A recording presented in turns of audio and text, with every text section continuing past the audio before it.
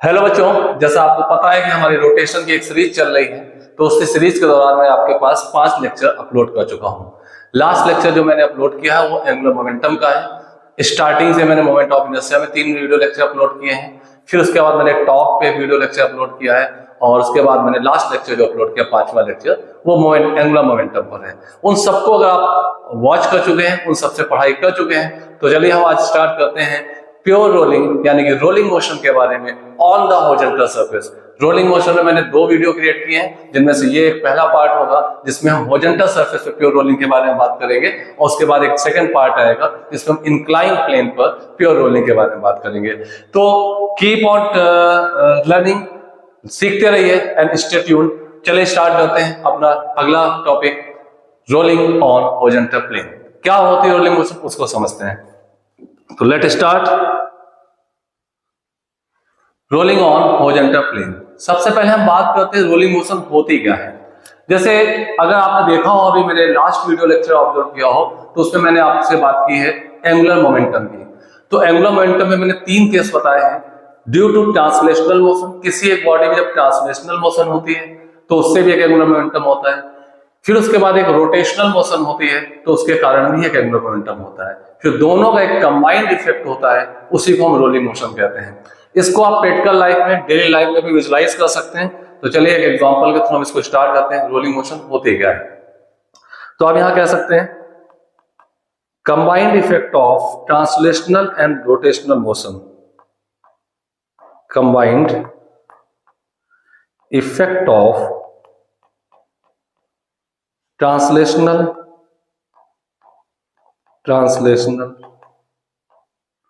and rotational motion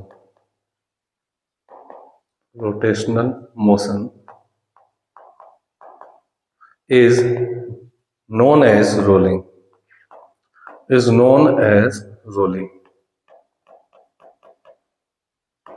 Combined effect of translational motion and rotational motion is known as rolling. तो चलिए इसको एक diagram हम समझते हैं क्या है। लेट अस सपोज हमारे पास एक ही बॉडी थी जिसमें रेडियस का एग्जिस्टेंस था, विच कैन रोल, जो कि रोल कर सकती थी। मैं इस बॉडी को थोड़ा सा बड़ा बना लेता हूं। लेट अस सपोज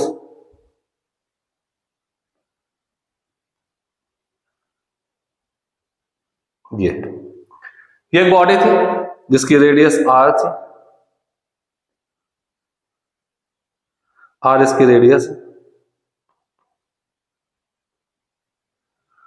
और हम मान लेते हैं सपोज एक साइकिल आप सबने चलाई होगी, देखा होगा। तो अगर हम साइकिल का जो व्हील है उसमें एक रेडियस होती है और वो रोल कर सकता है।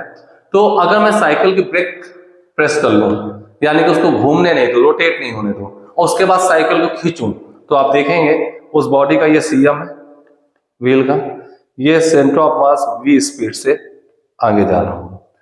तो जब बॉडी का centre of mass v speed से आगे जा रहा है तो इसका हर एक पॉइंट, क्योंकि कहीं कोई रोटेशन इन्वॉल्व नहीं है, आपने ब्रेक दबाई हुई, खींच रहे हैं साइकिल को, स्लिप करते हुए जा रही है, तो हर एक पॉइंट v स्पीड से ही आगे बढ़ रहा होगा।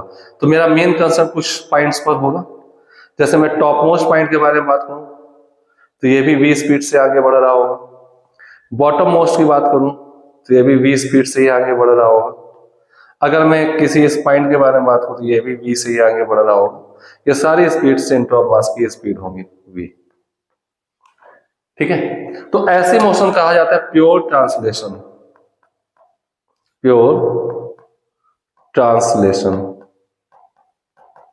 या ट्रांसलेशनल मोशन हो गए। ठीक है, चलिए अब हम बात कर लेते हैं किसी दूसरी मोशन के बारे में। सपोज एक और एग्जांपल इसी व्हील के बारे में लेते हैं।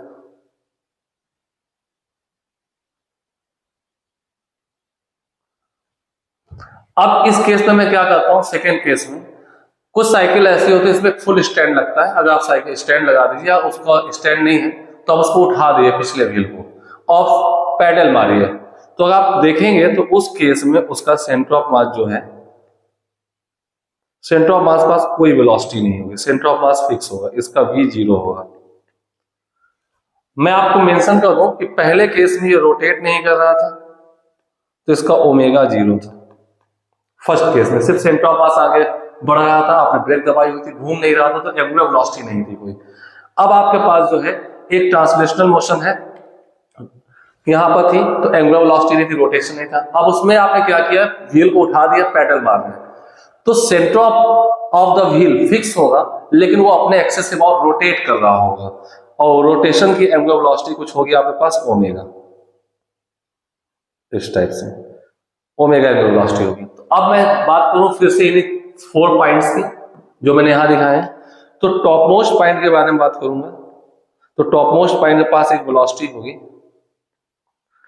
आर ओमेगा, क्योंकि आप देखें सेंस ऑफ रोटेशन क्लॉकवाइज है, तो ऐसे देखेंगे तो ये आर हो जाएगा रेडियस एंड ओमेगा, तो टेंजेंशियली राइटवर्ड।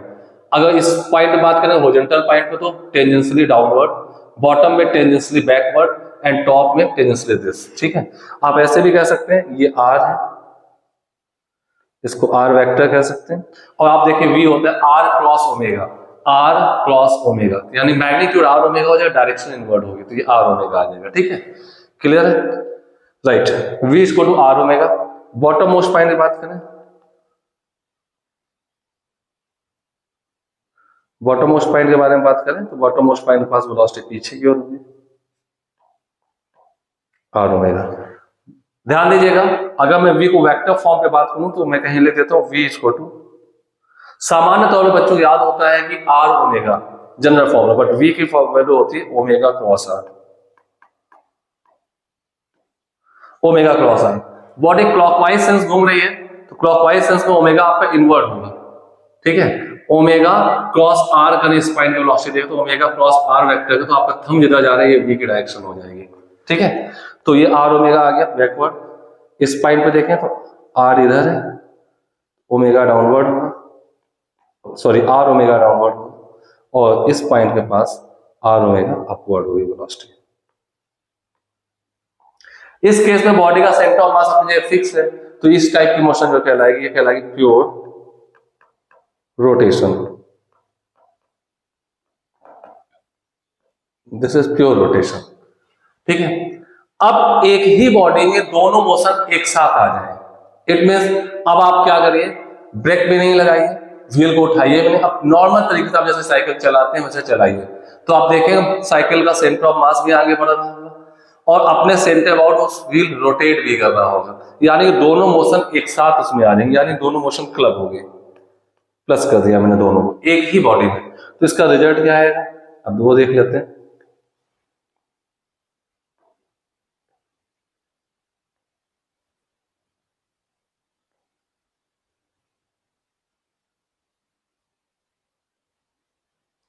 जब दोनों मोशन एक ही बॉडी में क्लब हो गए, तो आप देखेंगे क्या क्या चीजें यहां पर आ चुकी हैं, वो देखिएगा। ये इसका सेंटर ऑफ मास होगा, कि सेंटर ऑफ मास की वेलोसिटी v होगी, जो कि ये थी, उस समय ओमेगा नहीं था, अब यहाँ पे ओमेगा था, v जीरो था, तो इसके पास ओमेगा भी आ जाएगा। तो दोनों मोशन है, v भी है ओमेगा भी है। ठीक है, तो अब अगर टॉप मोस्ट पॉइंट के बारे में बात करें, टॉप मोस्ट पॉइंट पास एक वेलोसिटी आगे की ओर होगी, यहां से v मिल गई, इस इफेक्ट से r ओमेगा मिल गई, तो ये वेलोसिटी होगी v प्लस r ओमेगा। अब बात करते हैं बॉटम मोस्ट के पास क्या वेलोसिटी होगी, तो बॉटम मोस्ट के पास फॉरवर्ड डायरेक्शन में v है, बैकवर्ड डायरेक्शन में r ओमेगा। अब यहाँ 3 पॉसिबिलिटी हो सकती हैं। पहला पॉसिबिलिटी है कि फॉरवर्ड डायरेक्शन में इसको दिखाएंगे v minus r omega if v is greater than r omega. हम बैकवर्ड डायरेक्शन भी दिखा सकते हैं r omega minus v if r v is less than r omega. अगर v r ओमेगा से छोटा है तो नेट बैकवर्ड आएगा, ये लिखा हुआ है। अगर v r ओमेगा से बड़ा है तो नेट फॉरवर्ड आएगा। और एक तीसरा केस हो सकता है zero if v is equal to r omega. मान लो ये भी फॉरवर्ड डायरेक्शन में 5 यूनिट है, ये बैकवर्ड डायरेक्शन में 5 यूनिट है, दोनों मोशन क्लब हुई, तो एक फॉरवर्ड ले जाना चाहता है, एक बैकवर्ड ले जाना चाहता है, तो नेट वेलोसिटी जीरो हो जाएगी। तो 3 पॉसिबिलिटीज यहां लिखी हुई, इनको बहुत ध्यान से देखिएगा आप लोग। First possibility, second possibility and third possibility, this was third possibility. तो 3 पॉसिबिलिटी लिखी हुई, और pure translation and pure rotation, इसका कंबाइंड इफेक्ट आपके पास आएगा रोलिंग, इसको हम बोलते हैं rolling motion. Keep in mind ये रोलिंग मोशन है। Pure translation and pure rotation एक ही बॉडी में आ गई तो ये आपके पास एक कंबाइंड इफेक्ट इसका जो आया, इसको हम रोलिंग कहते हैं। यहां पे रोलिंग का भी एक स्पेशल केस है जो मैं बताने जा रहा हूं, uniform pure rolling. Pure rolling, rolling में भी दो कैटेगरी होती है, यूनिफॉर्म प्योर रोलिंग जो मैं बताने जा रहा हूं, इसमें velocity v and omega defined होता है, जैसा कि मैंने यहाँ पे केस ले रखा है। यहाँ पे v एंड ओमेगा डिफाइंड होगा। एक इसका दूसरा केस आता है accelerated pure rolling. Accelerated pure rolling, pure rolling. Accelerated pure rolling में होगा सेंटर ऑफ मास का एक्सेलरेशन ए, जैसे मैंने वेलोसिटी डिफाइन की है ऐसे ही सेंटर ऑफ मास का एक्सेलरेशन ए डिफाइंड होगा। And about the centre of मास, जैसे मैंने एंगुलर वेलोसिटीज डिफाइन की है, ये एंगुलर वेलोसिटी डिफाइन की है, ऐसे ही अल्फा डिफाइंड होगा, यानी कि about the centre of mass angular acceleration defined होगा। तो इनके बारे में हम बाद में बात करेंगे। सबसे पहले शुरुआत करते हैं यूनिफॉर्म प्योर रोलिंग से। तो ये आपने देखा वेलोसिटी डिफाइंड है तो वो रोलिंग कंडीशन हो गई है। मोस्ट ऑफ बच्चे बहुत कंफ्यूज रहते हैं कि what is the difference between rolling and pure rolling. Rolling कहीं भी हो सकती है जहां पे ये दोनों मोशन क्लब हो, बट दोनों मोशन एक डिफरेंट रेट में क्लब हो, डिफरेंट रेशियो में हो, तो उस केस को हम प्योर रोलिंग कहते हैं। तो प्योर रोलिंग की कंडीशन क्या हो सकती है, तो चलिए हम बताते हैं प्योर रोलिंग कंडीशन क्या है। तो ये लास्ट वाला डायग्राम आप देखिएगा, इसको मैं फिर से नीचे ले रहा हूं और प्योर रोलिंग क्या कंडीशन होती है उसको बताता हूं। चलिए अब आता है pure rolling, uniform pure rolling की बात कर लो। यूनिफॉर्म प्योर रोलिंग,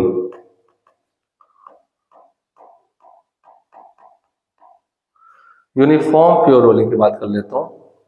तो यूनिफॉर्म प्योर रोलिंग क्या होती है, तो चलिए मैंने जो ये लास्ट वाला डायग्राम था जिसमें दोनों मोशन क्लब की थी, इसको फिर से नीचे लेता हूं, ठीक है, जिससे कि बार बार स्लाइड ना करना पड़े मुझे। यूनिफॉर्म प्योर रोलिंग, इसको समझाते हैं।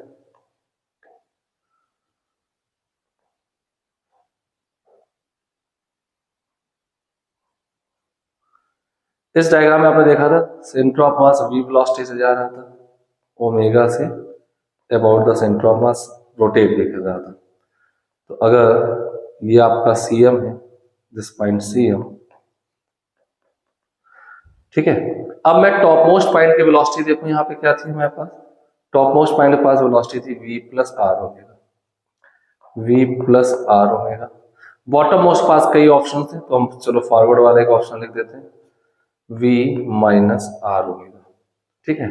ये आपके पास था कंबाइंड इफेक्ट था, ट्रांसलेशन भी था सेंटर ऑफ मास का, about the centre of mass rotation भी था, ये वेलोसिटी है। अब आप सोचिए ये बॉडी किसी ना किसी सरफेस पर तो चली रही होगी, तो अगर मैं इसका एक सरफेस बनाऊं, बॉटम सरफेस, ये मैंने बना दिया। इस सरफेस में मैं दो पॉइंट डिफाइन करूंगा,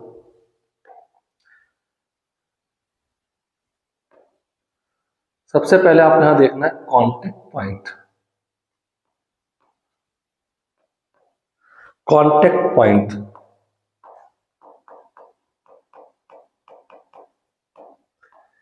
अगर आप रोलिंग की बात करने जा रहे हैं तो रोलिंग खासकर ऐसी बॉडी जिसमें रेडियस का एग्जिस्टेंस होता है। आपके सिलेबस में 6 ऐसी बॉडीज हैं, जैसे कि आपका हो गया ring, disc, hollow sphere, solid sphere, hollow cylinder, solid cylinder. 6 different body जिनके 4 डिफरेंट मोमेंट ऑफ इनर्शिया होते हैं। अगर ये बॉडी किसी भी सरफेस पर रखी हुई है तो सरफेस पे कोई एक ही कॉमन पॉइंट होगा जो बॉटम से जमीन के कांटेक्ट पे होगा, उस पॉइंट को पी कह रहे हैं। हाँ, बॉडी रोलिंग करने के साथ साथ कांटेक्ट पॉइंट बदलता रहेगा। ये चीज आप घर में करके देख सकते हैं। साइकिल का कोई व्हील है, साइकिल है सबके घर में होगी, कोई 2 व्हीलर है, आप उसमें बॉटम जो जमीन पे पॉइंट है उसको मार्क कर दीजिए। ब्लैक कलर का टायर होता है तो आप व्हाइट मार्क कर दीजिए और उसको चलाइए, रोल करेगा, तो अब देखो व्हाइट मार्क धीरे धीरे ऊपर उठता जाएगा, फिर थोड़ी देर बाद व्हाइट मार्क जमीन के कांटेक्ट पे आएगा। यानी कि कांटेक्ट पॉइंट पी किसी इंस्टेंट का कोई एक ही पॉइंट होगा, वो पॉइंट लगातार चेंज होता रहेगा। पॉइंट पी अभी थोड़ी देर बाद लिफ्ट हो जाएगा, ये आगे वाला कोई पॉइंट बॉटम में आ जाएगा। ठीक है। और जमीन का भी कांटेक्ट पॉइंट बदलेगा, आप देखेंगे वो पॉइंट आगे बढ़ चुका है, तो जहां आपने व्हाइट मार्क किया था वो व्हाइट मार्क जमीन के किसी एक पॉइंट पे कांटेक्ट था। कुछ देर बाद जब पूरा वन कंप्लीट रोटेशन हो जाएगा तो व्हाइट मार्क फिर आगे जमीन के कांटेक्ट में होगा, पी पॉइंट होगा वही, लेकिन उस समय जमीन का कोई कांटेक्ट पॉइंट जो है बेस का वो बदल चुका हो, क्योंकि व्हील आगे निकल चुका है। तो ऐसे ही दोनों कांटेक्ट पॉइंट चेंज होते रहेंगे। तो मैं किसी इंस्टेंट ऑफ टाइम पे बात करूं तो दो कांटेक्ट पॉइंट है, एक बॉडी का, एक बेस जमीन का एक कांटेक्ट पॉइंट है पी एंड क्यू। तो कांटेक्ट पॉइंट हमारे पास है पी एंड क्यू। अब मैं बात करने प्योर रोलिंग का मीन्स क्या होता है। प्योर रोलिंग का मतलब है, pure rolling means no slipping. Pure rolling means no slipping. Pure rolling means no slipping. Pure rolling का मतलब है कोई स्लिपिंग नहीं हो रही हो, तो जो भी दो पॉइंट कांटेक्ट में है उनके बीच कोई स्लिपिंग नहीं हो रही हो। तो आप ये बात तो समझ ही गए हैं कि अगर स्लिपिंग नहीं हो रही है तो यानी कि दोनों सेम वेलोसिटी से चल रहे हैं। No slipping it means velocity of point P should be equal to velocity of point Q. जिस वेलोसिटी से, जितनी स्पीड से जिस डायरेक्शन में पॉइंट पी के जाने की टेंडेंसी होगी, सेम स्पीड से सेम डायरेक्शन में पॉइंट क्यू के जाने की भी टेंडेंसी होगी, यानी इनके बीच नो रिलेटिव मोशन। जब वेलोसिटी वेक्टर ही सेम है तो v relative velocity between p and q is zero. Relative velocity between p and q क्या होना चाहिए? जीरो होना चाहिए, यानी कि वेलोसिटी वेक्टर सेम होने चाहिए, मैग्नीट्यूड में भी और डायरेक्शन में भी, क्योंकि मैं वेलोसिटी वेक्टर की बात कर रहा हूं। तो ये कंडीशन ऑफ प्योर रोलिंग होती है। तो ये आपको याद रखनी बहुत इंपॉर्टेंट कंडीशन है। Condition of pure rolling means no slipping. तो बॉटम मोस्ट यानी contact point must have same velocity. तो मैं स्टेटमेंट लिख दे रहा हूं, कांटेक्ट पॉइंट, पॉइंट्स एक पी होगा एक क्यू होगा, must have same velocity, same velocity. ठीक है, कांटेक्ट पॉइंट के पास सेम वेलोसिटी होनी चाहिए। तो इसमें आते हैं केस वन। कई केस होते हैं इसमें भी, तो ध्यान दीजिए। Case one, body is rolling on fix rigid horizontal surface, horizontal surface, body is rolling on fixed and rigid horizontal surface। तो आप देखेंगे अगर फिक्स और rigid horizontal surface body roll कर रही है तो क्या क्या चेंजेस हो सकते हैं। तो ये देख लीजिए,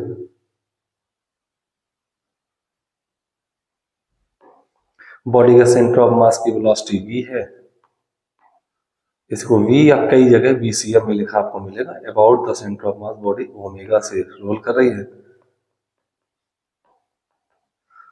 तो ये आपका एक फिक्स सरफेस है। पॉइंट P एंड Q में यहां दिखाता हूं।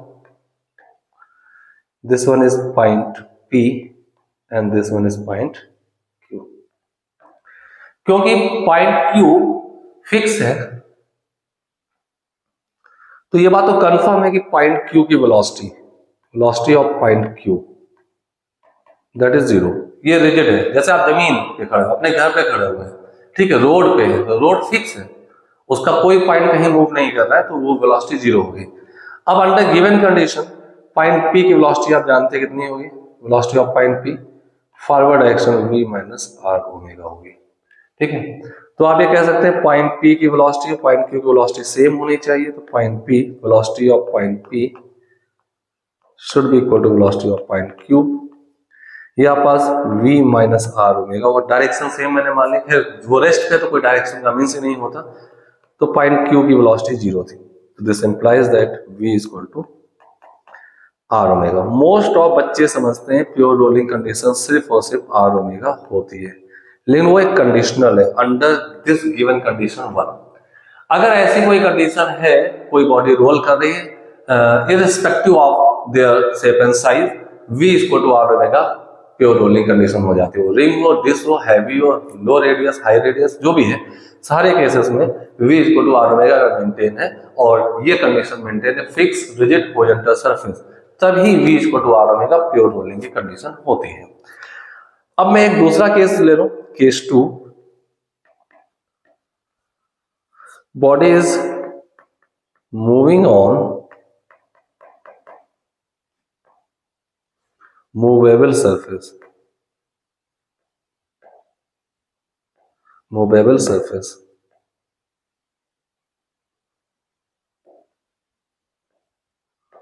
मूवेबल सरफेस,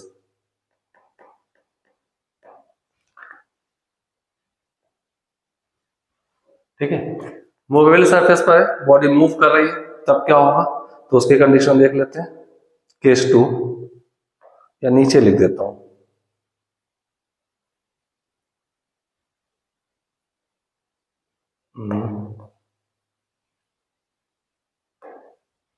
केस 2 नीचे आ जाते हैं।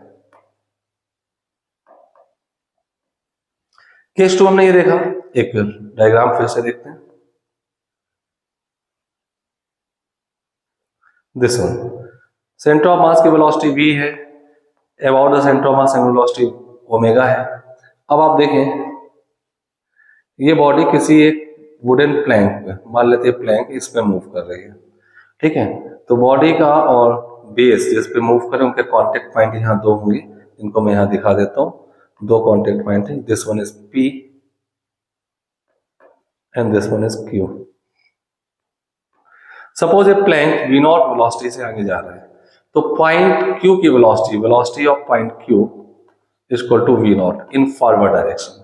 तो पॉइंट P की वेलोसिटी कितनी होती है फॉरवर्ड डायरेक्शन पे, v माइनस आर ओमेगा। अब यहाँ पे पॉइंट P की वेलोसिटी, पॉइंट Q की वेलोसिटी इक्वल की जाए तो आपके पास क्या आएगा, v minus r omega equal to v nought. Direction same है इसलिए मैंने मैग्नीट्यूड इक्वल कर दी, देखिए फॉरवर्ड डायरेक्शन में है दोनों।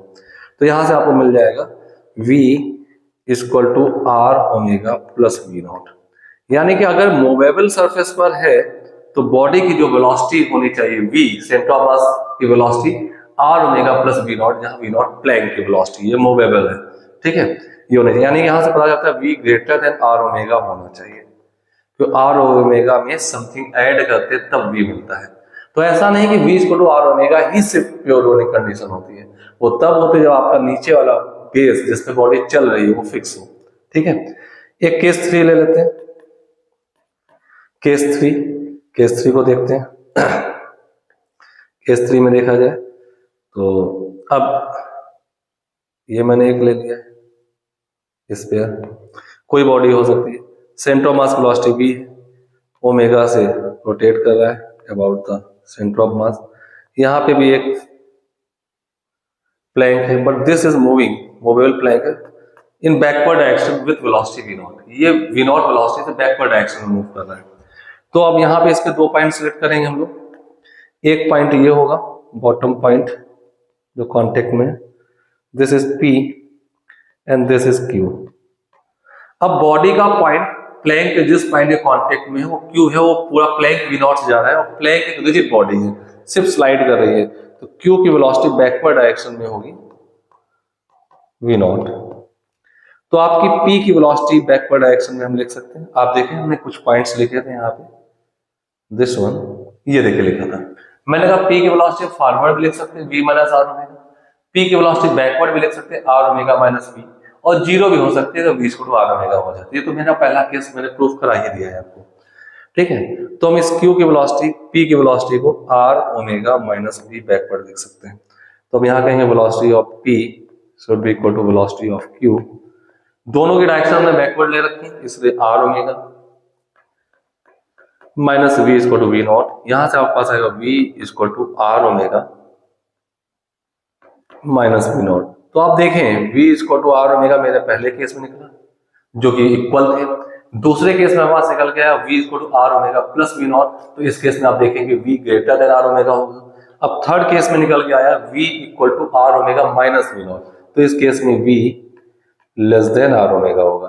तो कुछ भी हो सकता है प्योर रोलिंग कंडीशन, लेकिन मोस्ट ऑफ केस में 90% प्रॉब्लम हमारे पास ऐसी आती है जिसमें बेस जिस पे हम चल रहे हैं, नॉर्मल फ्लोर, रोड है, ग्राउंड है, वो फिक्स होती है, तो V equal to are omega 90% problem में यूज होता है। लेकिन ध्यान दीजिएगा आईटीज वगैरह में, जेई मेंस तक या नीट एग्जाम तक तो लगभग 100% इसी का केस आता है जो हमने केस 1 बताया। लेकिन आईटीज में मूवेबल बेस के बहुत अच्छे प्रॉब्लम होते हैं, तो आईटीज वालों को इस चीज को माइंड करना होगा, इनके केसेस को सीखना होगा। ठीक है, जेई मेंस और नीट तक की अगर हम बात करें तो 90% 95% प्रॉब्लम ऐसा ही होगा जिसमें आपको एक रिजिड बेस दिया जाएगा, हॉरिजॉन्टल ग्राउंड होगी, फिक्स होगी, तो V equal to are omega से ही आपके सारे प्रॉब्लम सॉल्व हो जाएंगे। तो ये 3 केस आपके पास आ गए, प्योर रोलिंग की कंडीशन होगी। तो हम आते हैं specially when body moving on rigid and fixed horizontal surface, fixed horizontal surface। जब बॉडी रिजिड और फिक्स होरिजेंटल सरफेस पर चल रही है उस केस में क्या होगा। तो अब स्पेशली मैं इस केस की बात करने जा रहा हूं, दिस वन, इसकी बात करने जा रहा हूं, इस पे ही सारी वर्किंग करूंगा सबसे पहले, फिर बाद में हम 2 केसेस पे बात करेंगे। ठीक है, क्योंकि ये वाला case NEET and JEE Mains तक बहुत अच्छे प्रॉब्लम लेकर आता है। बाकी एडवांस लेवल पे बात करें तो मूवेबल सरफेस भी आ जाते हैं, तो इस पे भी मैं प्रॉब्लम की कुछ सीरीज बनाऊंगा। ठीक है, चलिए आगे बढ़ते हैं नेक्स्ट। तो स्पेशली इस केस की बात कर लेते हैं।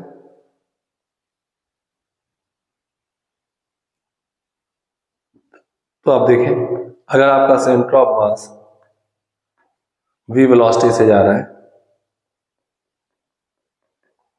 About the centre of mass body omega से रोटेट भी कर रही है, एंगुलर वेलोसिटी फिक्स सरफेस है,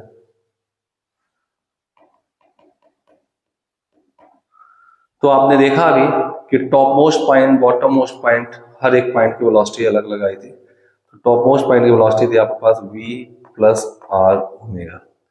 क्योंकि हमने बता दिया है यहाँ पर कि प्योर रोलिंग है, प्योर रोलिंग का केस है, तो यहाँ पे v equal to are omega satisfied होना चाहिए, ऊपर हम प्रूफ कर चुके हैं। तो इसकी वेलोसिटी आ जाएगी 2v या 2r ओमेगा, इसकी वेलोसिटी 2v या 2r ओमेगा आ जाएगी। अगर मैं बॉटम मोस्ट पॉइंट की वेलोसिटी की बात करूं तो इसकी वेलोसिटी फॉरवर्ड दिखा दो या कहीं भी दिखा दो, इसकी वेलोसिटी आएगी 0, क्योंकि ये पॉइंट पी 0 वेलोसिटी पे होना चाहिए, तो पॉइंट क्यू भी 0 वेलोसिटी पर है, यानी इनके बीच में कोई रिलेटिव स्लिपिंग नहीं होनी चाहिए, यानी स्लिपिंग नहीं होनी चाहिए, रिलेटिव मोशन नहीं होनी चाहिए। ठीक है, तो हमेशा प्योर रोल करते समय जो बॉटम मोस्ट पॉइंट होता है वो ऑलवेज रेस्ट पर होता है under given condition, surface fix होना चाहिए। ठीक है, बॉटम मोस्ट पॉइंट पी हमेशा रेस्ट पर होगा। हाँ, ये पी पॉइंट कोई एक नहीं होगा, लगातार बॉडी का हर अगला पॉइंट पी बनता रहेगा और पॉइंट पी फिर से रिपीट होकर आता रहेगा। ठीक है, अब मैं बात करूं कुछ इन पॉइंट्स की। यहां पर देखो, इस पॉइंट के पास क्या वेलोसिटी होती है, इनके पास होगी ऊपर की ओर v, sorry centre of mass की v, और इस साइड आर ओमेगा। और आपको पता है रोटेशन से आर ओमेगा जो है वो v के बराबर होगी, तो आप पास ये एक वेलोसिटी v मिल गई, ये एक वेलोसिटी मिल गई, तो रिजल्टेंट वेलोसिटी इस पॉइंट पर जो आएगी इन दोनों का वेक्टर सम आएगा, जो कि होगा v√2, और ये एंगल जो बनेगा दैट इज 45 डिग्री, ये 45 डिग्री एंगल बन जाएगा, v√2 आ जाएगा। ऐसे इस पॉइंट के बारे में बात करें तो इसके पास सेंटर ऑफ मास की वेलोसिटी v आगे होगी, due to rotation R omega ये होगा जिसकी वैल्यू v की इक्वल होगी, तो रिजल्टेंट आपके पास ये आ जाएगा 45 डिग्री पर v√2। ठीक है, ये v√2 आ जाएगा। तो ऐसे आप किसी भी पॉइंट पर राउंड 360 किसी पॉइंट पर नेट वेलोसिटी निकाल सकते हैं। तो अगर मैं बात करूं एक जनरल फॉर्मूला बना दो इसके वेलोसिटी निकालने का तो ज्यादा बेटर रहेगा। तो चलिए हम एक फॉर्मूला बना लेते हैं, जनरल फॉर्मूला बना लेते हैं नेट वेलोसिटी निकालने के लिए।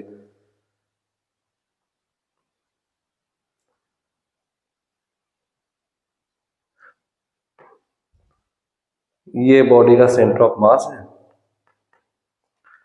बॉडी v से जा रही है और ओमेगा से रोटेट कर रही है, फिक्स फ्लोर पर है आप। तो यहां से वर्टिकल डाउन पॉइंट से अगर मैं एक पॉइंट पी ले लूं थीटा एंगल पर, पॉइंट पी। पॉइंट पी की नेट वेलोसिटी का जो फॉर्मूला आता है, नेट स्पीड, सॉरी वेलोसिटी नहीं कह सकता, तो ये फॉर्मूला डायरेक्शन नहीं देगा, डायरेक्शन आपको इसी तरीके ही कैलकुलेट करनी पड़ेगी। मैग्नीट्यूड ऑफ नेट स्पीड अगर मैं बात करूं तो इस फॉर्मूले से मिल जाएगा।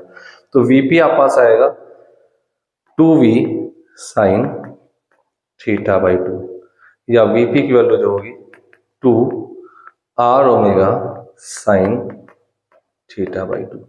ये आप पास एक फॉर्मूला आ जाता है, इस फॉर्मूले का यूज करके आप किसी भी पॉइंट की वेलोसिटी निकाल सकते हैं। सपोज मैं अपने प्रीवियस डायग्राम में कुछ पॉइंट नेमिंग कर दूं, ए, बी, सी एंड डी। अगर मैं इनकी बात कर लूं तो उनकी हमने वेलोसिटी निकाल रखी है, इस फॉर्मूले से वो वेलोसिटी वेरीफाई कर लेते हैं। तो अगर मैं पॉइंट ए की बात करूंगा, पॉइंट ए के लिए थीटा 0 हो जाएगा। कैसे? आप देखें, यहां से क्लॉकवाइज सेंस में आपने थीटा पर ये पॉइंट पी ले रखा है, ठीक है, पॉइंट पी की स्पीड ये है, तो general form as a function of theta. अगर मैं थीटा 0 कर दूं, मैं बॉटम पे आ जाऊंगा, तो देखिए पॉइंट पी मिल जाएगा, ये ए मिल जाएगा, जिसको मैंने पहले पी भी लिखा था, तो ए की वेलोसिटी आ जाएगी थीटा 0 करने पर। रखिए थीटा 0, 0/2 0, साइन 0 0 होता है, तो पॉइंट ए की वेलोसिटी 0 आएगी, और वहां पे 0 लिखी हुई है, देखिए लिखा हुआ है। अगर मैं पॉइंट बी की बात करूं, पॉइंट बी के लिए, पॉइंट बी आपके हॉरिजॉन्टल लेवल पर है, तो ये यहां से वर्टिकल डाउन से 90 डिग्री घूमेंगे तब आप बी पर पहुंचेंगे, यानी ये थीटा जो होना चाहिए वो 90 हो जाना चाहिए। इसका थीटा 90 करिए, थीटा 90 डिग्री करिए, तो पॉइंट बी की वेलोसिटी आ जाएगी नेट, सॉरी वेलोसिटी नहीं, नेट स्पीड, बार बार मैं वेलोसिटी बोल रहा हूं, मैग्नीट्यूड ऑफ वेलोसिटी यानी नेट स्पीड। तो पॉइंट बी की नेट स्पीड आपके पास मिल जाएगी 2v साइन 90/2, 90/2 में 45, 45 होता है 1/√2, दैट बिकम्स v√2। ये आपके पास आ जाएगा, ए की 0 आ चुकी है। अगर पॉइंट सी की बात करें,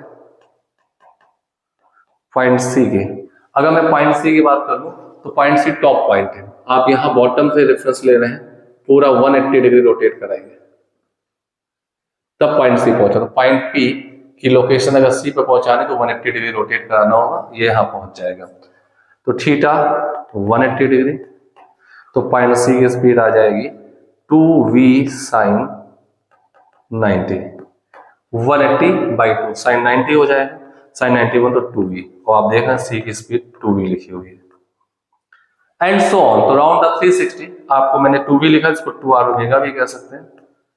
तो राउंड द 360 आप कहीं भी इसकी वेलोसिटी निकाल सकते हैं, और बहुत इंपॉर्टेंट फॉर्मूला है ये किसी पॉइंट की नेट स्पीड निकालने का।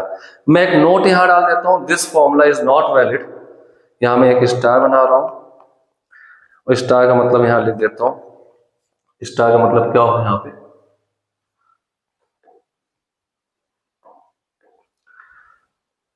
above formula is not valid to calculate acceleration of given points। इसका मतलब ये है, मैंने जैसे इस तरीके से यहां से वेलोसिटीज यूनिफॉर्म प्योरली बता रहा हूं, तो वेलोसिटी v और ओमेगा डिफाइंड है, तो किसी पॉइंट की नेट वेलोसिटी मैंने कैलकुलेट करने फॉर्मूला बता दिया है।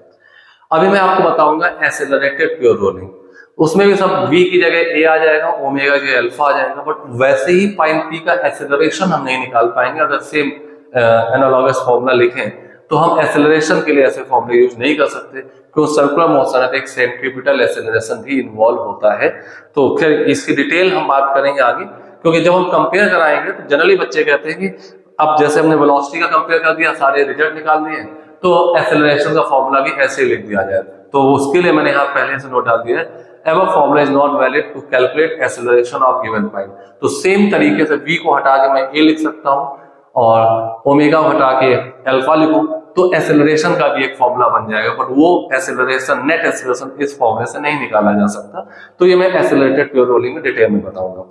चलिए आगे बढ़ते हैं, नेक्स्ट कुछ और पॉइंट्स जान लेते हैं, some important points, some important point के बारे में जान लेते हैं।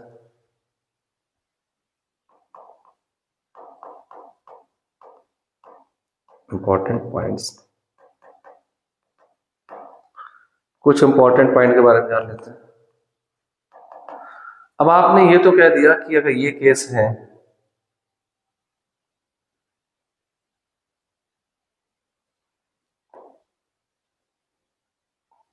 पहला पॉइंट आपने कहा VCM ये ओमेगा से रोटेट कर रही है, फिक्स फ्लोर है, तो पहला पॉइंट है if V equal to R omega, R omega it means pure rolling, pure rolling हो रही, pure rolling stand for no slipping,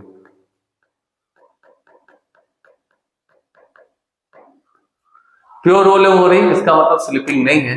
it means क्या हुआ, अगर ये रफ सरफेस भी होगा, रफ या स्मूथ कुछ भी हो, कोई भी हो सकता है, अगर ये रफ सरफेस भी होगा तो नो फ्रिक्शन एक्ट,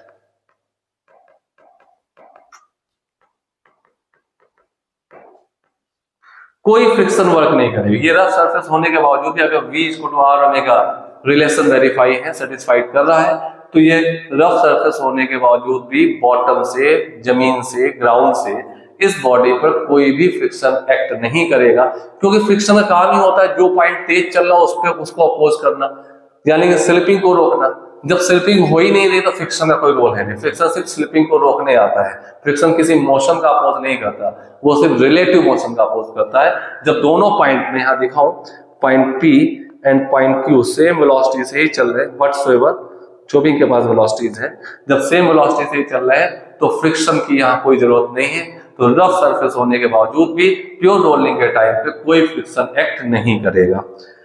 दूसरा पॉइंट है, फर्स्ट पॉइंट ये था, सेकंड पॉइंट देखें, तो सेकंड पॉइंट देख लेते हैं। अगर कभी ऐसा हो जाए, सेकंड पॉइंट,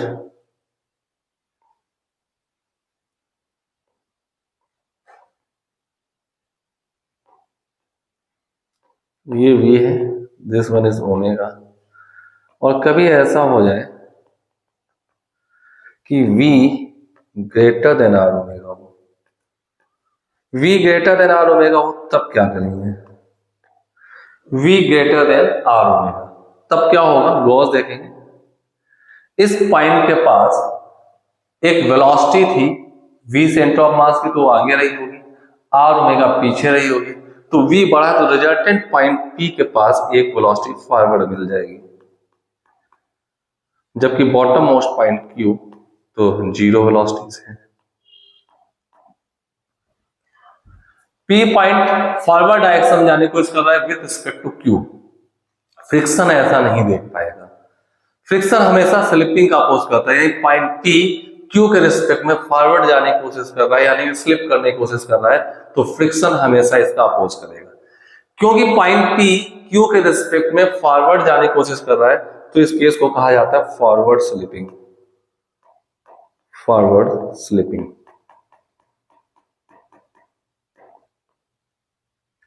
बिकॉज P की टेंडेंसी Q के रिस्पेक्ट में फॉरवर्ड जाने की है, तो फ्रिक्शन ऐसा नहीं देख पाएगा। तो अगर ये रफ सरफेस है, स्मूथ हुआ तो कोई बात ही नहीं, फ्रिक्शन की अवेलेबिलिटी नहीं है, लेकिन अगर ये रफ सरफेस हुआ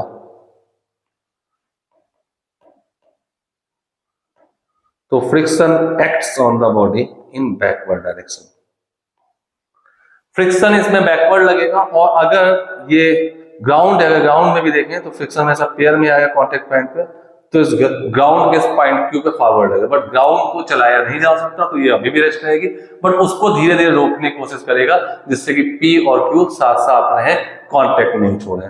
तो if V is greater than R omega then this a condition of forward slipping, इसको फॉरवर्ड स्लिपिंग कहा जाता है, and friction acts backward if available.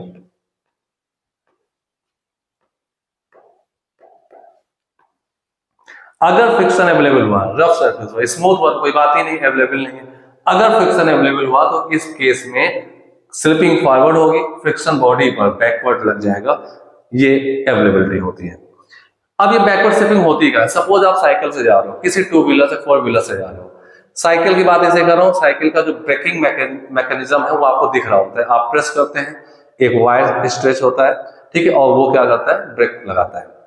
आपने ब्रेक लगाई तो ब्रेक लगाने से आपका रोटेशन कम होता है, सबसे पहले आपका ओमेगा कम होता है। अभी आप नॉर्मल चले जा रहे थे, v इक्वल टू आपके पास जो ओमेगा था रेडियस ऑफ व्हील, इनका product omega and radius of wheel का प्रोडक्ट, जो ओमेगा आपके पास रेडियस ऑफ व्हील का प्रोडक्ट v और r ओमेगा बराबर थे।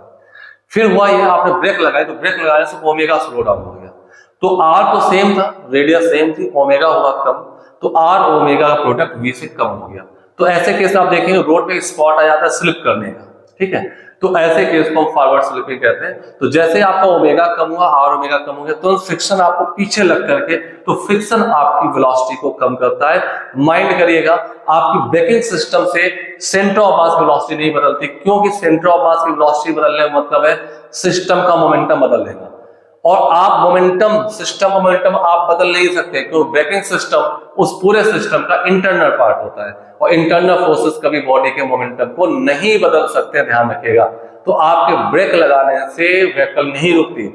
आप जब ब्रेक लगाते हैं तो ब्रेक लगाने से सिस्टम का ओमेगा बदलता है, जब ओमेगा चेंज होता है तो आप v = ओमेगा इक्वल नहीं रह सकते, डिसबैलेंस होते हैं, तब जमीन में ग्राउंड से फ्रिक्शन आकर के वो एज एक्सटर्नल फोर्स वर्क करता है, और वो आपके सेंटर ऑफ मास की वेलोसिटी को कम करता है।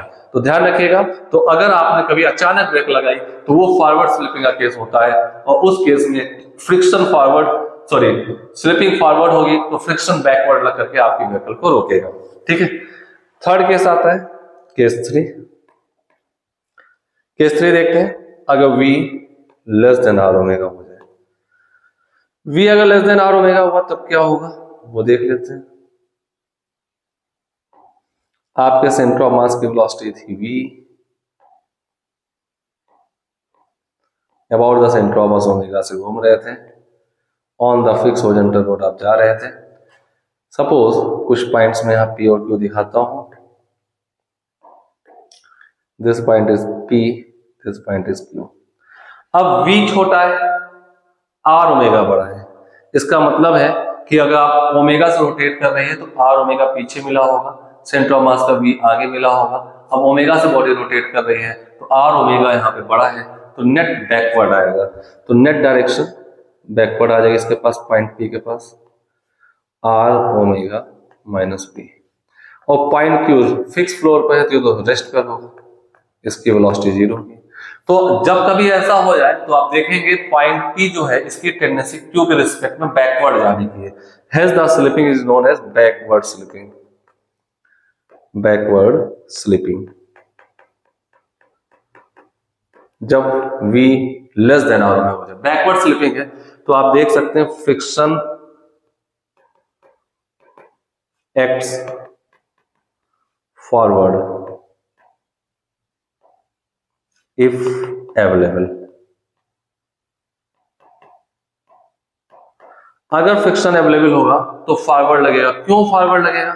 क्योंकि पॉइंट P के पास टेंडेंसी है रिलेटिव मोशन करने की, Q के रेस्पेक्ट में बैक साइड है, तो फ्रिक्शन कहां लगेगा? Forward.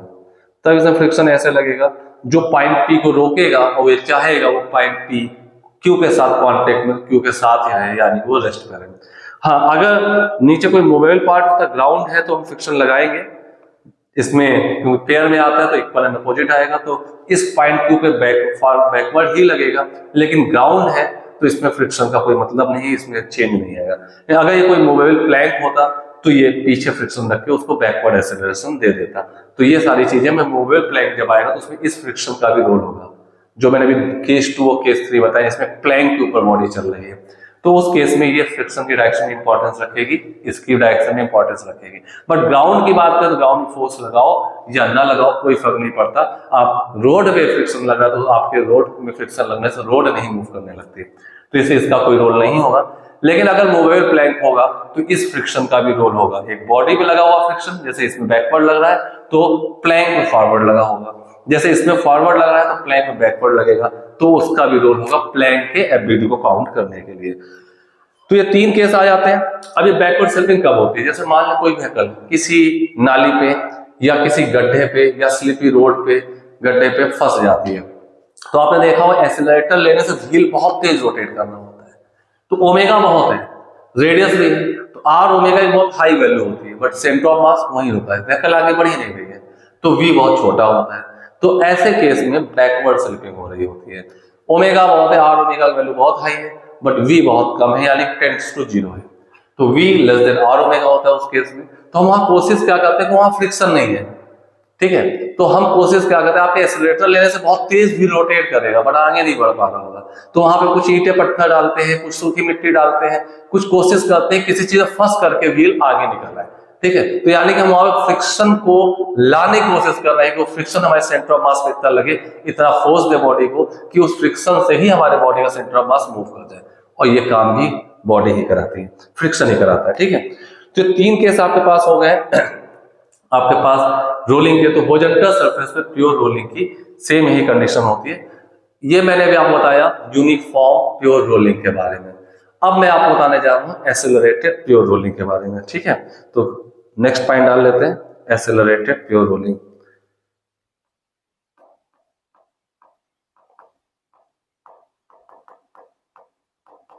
Accelerated pure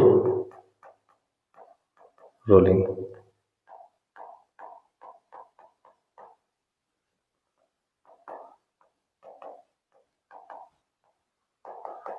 accelerated pure rolling क्या होती है, जरा ध्यान से देखिएगा। अभी मैंने आपसे कहा कि दो कोई बॉडी होंगी, ये देखिए, कुछ नहीं करना है हमें, जैसे वहां हमने सेंटर जब यूनिफॉर्म प्योर रोलिंग तो उसमें ऑलरेडी वी और ओमेगा डिफाइन, तो हमने कोई एक्सेलरेशन की बात नहीं की। अब कोई बॉडी रेस्ट से ग्राउंड पे रखी हुई है, रेस्ट से मोशन स्टार्ट करना चाहती है, तो रेस्ट से मोशन स्टार्ट करने के लिए कुछ टॉर्क या कुछ फोर्स आएंगे, ट्रांसलेशनल मोशन स्टार्ट करने के लिए फोर्स की जरूरत होगी, रोटेशनल मोशन स्टार्ट करने के लिए टॉर्क की जरूरत होगी, तो कुछ ना कुछ फोर्स आएंगे, तो ए और अल्फा का एग्जिस्टेंस होगा, बॉडी ए से जा रही है, ठीक है, और अल्फा से रोटेट कर रही है, दोनों ही मोशन मैंने एक साथ करे, जैसे वहां पे मैंने ट्रांसलेशन और रोटेशन की बात की थी, ए और अल्फा से रोटेट कर रहे हैं, ठीक है। तो टॉप मोस्ट पॉइंट के पास एक एक्सेलरेशन आएगा, सेंटर ऑफ मास वाला ए तो आ ही जाएगा, और अल्फा से रोटेट कर, ये वेलोसिटी रेडियस आर है, ए प्लस आर अल्फा होगा। बॉटम मोस्ट के पास क्या होगा, अगर आगे की ओर देखे तो ए है, पीछे की ओर देखे तो आर अल्फा है। अब मैं बात करूं फॉरवर्ड ए है, बैकवर्ड आर अल्फा है, तो यहाँ पे 3 केस बन जाते हैं। वो 3 केस क्या होते हैं, तो पहला केस होता है ये आगे की ओर आएगा a minus R alpha if a is greater than R alpha. दूसरा केस आएगा backward R alpha minus a if a is less than R alpha. और तीसरा केस आएगा zero if a equal to R alpha. ये 3 case बन जाते हैं। तो यहां पर भी अगर मैं रिजिड फ्लोर की बात करूं, रिजिड फिक्स फ्लोर पे, ये अगर फिक्स सरफेस है, तो इस सरफेस पर अगर मैं बात करूं तो प्योर रोलिंग की कंडीशन होगी।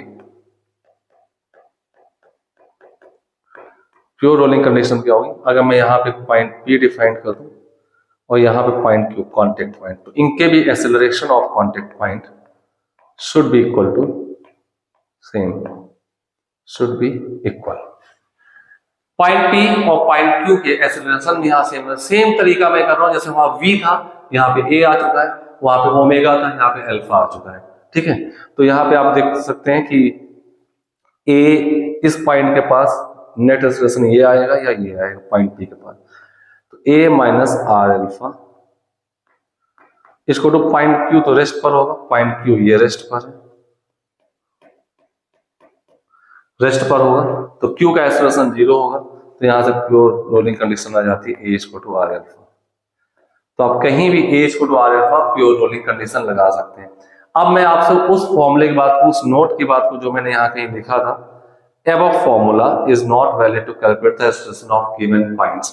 जैसे मैंने एक ऐसा फॉर्मूला बना लिया, अगर आपके मन में आता है ये जो फॉर्मूला बना है, ऐसे में इस पॉइंट पी का एक्सेलरेशन की बात करूं, तो यहां पे मैं अगर पॉइंट पी दिखाऊं, ये इसके acceleration formula A P equal to 2a sine theta by 2 या 2r alpha sign theta by 2 लिखो, तो ये फॉर्मूले वैलिड नहीं होंगे यहाँ पर।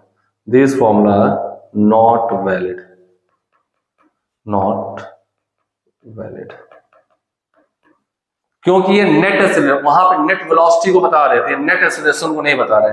अभी मैं कहूं टॉप मोस्ट पॉइंट का एक्सेलरेशन 2a आएगा जो कि इसी फॉर्मूले देख रहा है, लेकिन ये नेट एक्सेलरेशन नहीं है, तो इसके पास एक सेंट्रीपिटल भी होगा AC, तो टॉप मोस्ट पॉइंट का एक सेंट्रीपिटल भी होगा, ये 2a नहीं होगा। 2a एक पार्ट टेंजेंट में है, बट एक AC भी होगा। फिर दो का रिजल्ट निकालेंगे तो जो भी रिजल्ट आएगा वो नेट एक्सेलरेशन कहलाएगा। तो वहां पे नेट वेलोसिटी के फॉर्मूले थे, वही नेट वेलोसिटी आ रही थी। It is not the net, ये नेट एक्सेलरेशन नहीं है, नेट एक्सेलरेशन नहीं होगा ये, ठीक है।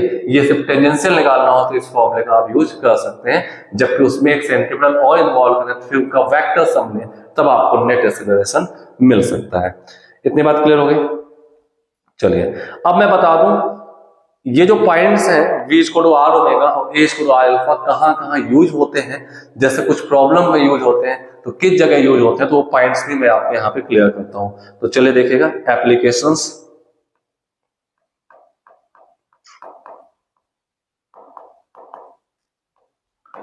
एप्लीकेशंस जैसे मान लेते हैं आगे भी आप कुछ एप्लीकेशन में आपको कराऊंगा। जैसे ये एक व्हील है, कोई एक पुली है और पुली सपोज ये फिक्स है, तो इसका सेंटर फिक्स हो, कुछ डायग्राम होगा आगे का पार्ट में दिखा नहीं हूं। सपोज ये पुली, या दिखा देता हूं, दिस वन मासे से मतलब नहीं, ये ए से नीचे जा रहा है तो ये ए से ऊपर जा रहा होगा। अब इसके जाने से पुली एक रफ पुली है, तो ये अपने सेंटर अबाउट एक अल्फा से घूम रही होगी। तो इस ए और इस अल्फा में क्या रिलेशन होगा, तो इसका डायग्राम अगर आप अलग से देखें, ये पुली है, ये इसका सेंटर होगा।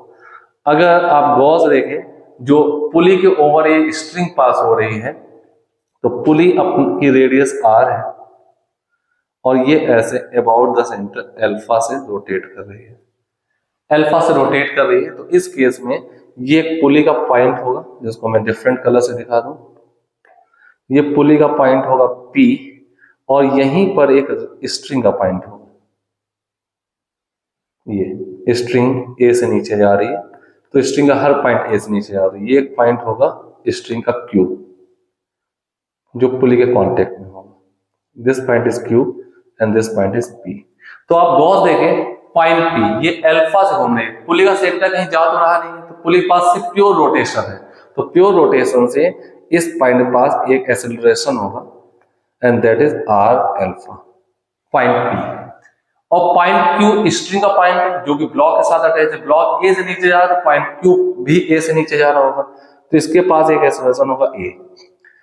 पॉइंट P के पास डाउनवर्ड एक्सेलरेशन r अल्फा है, Q के पास डाउनवर्ड एक्सेलरेशन A है, दोनों ही कांटेक्ट में है और स्लिपिंग नहीं हो रही है, रफ पुली है। तो रफ पुली में जब स्ट्रिंग ऐसे जाएगी तो इस पुली भी सेम रेट से ऐसे रोटेट करेगी। दिस वन स्मूथ होती तो पुली ऐसे बनी रहती है, स्ट्रिंग नीचे चली जाती है, ये ऐसे फिक्स रहता। जब अगर ये पॉइंट नीचे जाएगा तो रफ होने से ऐसे घूमेगा भी, ठीक है। स्मूथ होती तो नहीं घूमता, और घूमे स्ट्रिंग यहाँ पे ऐसे, स्ट्रिंग देखिए मेरे हाथ में, जस्ट ऐसे जाके फिर स्ट्रिंग इससे डिअटैच होगी। अगर ये ऐसे घूम रहा है तो जस्ट ऐसे आकर के दिस वन, ठीक है। तो अब ये दो पॉइंट कांटेक्ट, तो इनके एक्सेलरेशन सेम होने चाहिए, acceleration of P, acceleration of Q, तो r alpha equal to A, ये केस आ जाएगा। अब इसी केस में कभी आपको यहां पे ऐसे प्रॉब्लम है, काइनेटिक एनर्जी के भी प्रॉब्लम मिलेंगे। तो सपोज अगर मैं मान लूं इस ब्लॉक की वेलोसिटी v थी और ये अपने सेंटर के अबाउट एक ओमेगा एंगुलर वेलोसिटी से रोटेट कर रही थी, तो सेम टाइम अगर मैं इसको बनाऊं तो यहां पे आप v equal to r omega भी लिख सकते हैं, ठीक है। तो ऐसे केस में v, अगर आपके पास ब्लॉक की वेलोसिटी डाउनवर्ड v है और उस केस में जो फिक्स सेंटर की पुली है वो अपने centre about omega angular velocity से घूम रही है, जहां r इसकी रेडियस है, ये मैंने दिखा रखी है, तो v equal to r omega भी सेटिस्फाइड होगा, a equal to r alpha भी एक रिलेशन आप यहाँ पे बना सकते हैं। तो हमारा ये पहला एप्लीकेशन था, ठीक है, आगे प्रॉब्लम्स आएंगे उनमें यूज होगा। एक दूसरा एप्लीकेशन देखते हैं, सेकेंड में सपोज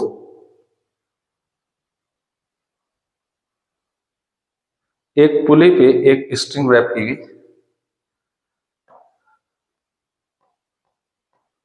ऐसे मान लीजिए इस टाइप से एक डायग्राम है।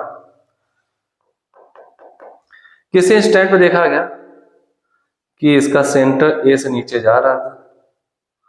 अब क्योंकि ये कैसे घूमते हो जाएगा, ऐसे घूमते हुए सेंटर ऑफ मास नीचे चलता चला जाएगा इस टाइप से, ठीक है। तो अबाउट द सेंटर ये इस टाइप से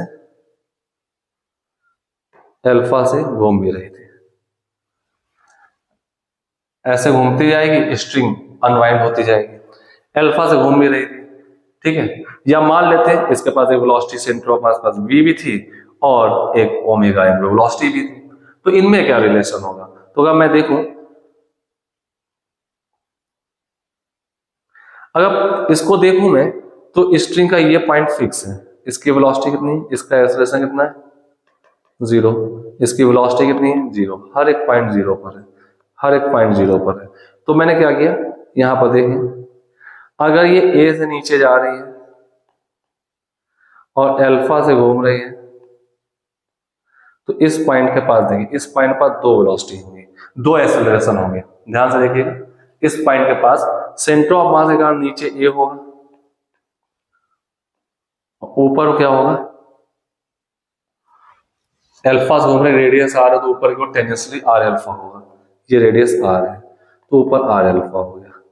तो इसका रिजल्टेंट लिखें तो रिजल्टेंट मैं ऐसे लिख सकता हूं, इसका नेट आप कहीं भी लिख सकते हैं, नीचे की ओर लिख दीजिए, तो नेट आएगा ए माइनस आर अल्फा, या ऊपर लिख दें तो आर अल्फा माइनस ए, कुछ भी आप लिख सकते हैं। नेट पॉइंट पी के पास ये आ गया, इसी पॉइंट पी के कांटेक्ट में स्ट्रिंग का एक पॉइंट था, स्ट्रिंग ऊपर तक गई थी, सॉरी फॉर दैट। अब ये आपके पास एक स्ट्रिंग थी ऐसे, ये स्ट्रिंग का पॉइंट क्यू था जो इस पॉइंट पी के साथ कांटेक्ट में था, तो पॉइंट क्यू का नेट एक्सेलरेशन तो 0 है, तो पॉइंट क्यू का नेट एक्सेलरेशन 0 है, पॉइंट पी का नेट एक्सेलरेशन किसी एक डायरेक्शन में लो, अपवर्ड या डाउनवर्ड, वो ए माइनस आर अल्फा, दोनों आपस में कांटेक्ट में है, तो A P equal to A Q, it means A minus R alpha equal to 0, तो A equal to R alpha आपके पास आ जाएगा। इतनी बात क्लियर होगी। जैसे आप A equal to R alpha कह सकते हैं, सेम कॉन्सेप्ट अगर आप दिखाएं तो V equal to are omega भी कह सकते हैं। किसी इंस्टेंट पे इसका सेंटर ऑफ मास की वेलोसिटी v है और ये ओमेगा से घूम रहा है, कोई रोलिंग स्लिपिंग नहीं हो रही है, तो आप v equal to are omega भी कह सकते हैं। तो ये भी अपने आप में एक बहुत इंपॉर्टेंट फॉर्मूला होता है, ठीक है। तो बहुत इंपॉर्टेंट चीज है, ध्यान से देखिए इसको। तो प्योर रोलिंग के जो भी केसेस हो सकते हैं मैंने आपको यहाँ समझा दिए हैं। बाकी रही बात इस पे बेस्ड प्रॉब्लम की, तो प्रॉब्लम में आपको आगे एक प्रॉब्लम का कलेक्शन लूंगा, 2 वीडियो बनाऊंगा प्रॉब्लम में, जिनमें से एक वीडियो होगा जिसमें JEE Mains, board level, JEE Mains और आपका नीट के प्रॉब्लम होंगे।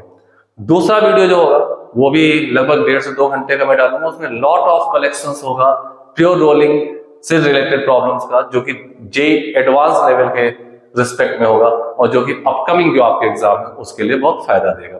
तो सभी को मेरी सलाह है, सारे वीडियोस देखिए और अपने दोस्तों के साथ शेयर करें।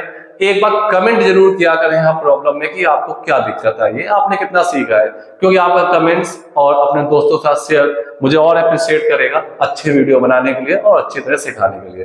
तो एक बार कमेंट जरूर करें, अगर आपने वीडियो देखा है कमेंट अच्छे से करिए, बताइए, अपनी बात शेयर करिए। और जो भी हमारे सब्सक्राइबर्स हैं तो खासकर उनके लिए मैं कहना चाहूंगा कि अगर आप हमें वीडियोस देखने आए हैं, कुछ सीख रहे हैं, तो श्योर एंड सर्टेन आपकी प्रॉब्लम मेरे लिए प्रायोरिटी रहेगी।